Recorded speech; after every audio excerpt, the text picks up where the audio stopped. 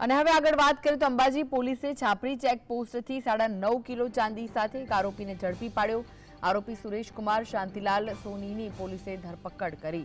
અગાઉ થરાદ પાસે આવેલા ગામમાં 9 કિલો ચાંદીની ચોરી થઈ હતી, જેથી પોલીસે બાતમીના આધારે આરોપીને દબોચી લીધો। પોલીસે આરોપીની ધરપકડ કરીને વધુ તપાસ હાથ ધરી છે।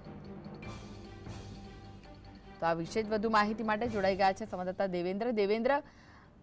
સિરોહી પાસેના ગામનો આ રહેવાસી છે આરોપી, જેને ઝડપી પાડવામાં આવ્યો છે। હવે શું વિગતો મળી રહી છે વધુ? જી, ચોક્કસપણે જણાવવામાં આવે તો જે અંબાજી જે છાપરી ચેકપોસ્ટ છે ત્યાંથી ગઈકાલે જે 9.5 કિલો ચાંદી સાથે એક આરોપીને ઝડપી પાડ્યો છે।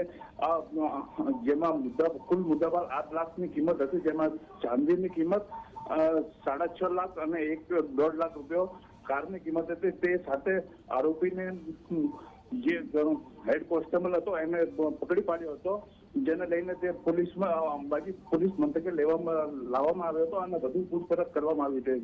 આ ચોરીનો જે ચાંદીનો જથ્થો હતો તે અગાઉ જે ધાનેરા જોડે ગામ હતું ત્યાંથી ચોરી થયેલી હતી।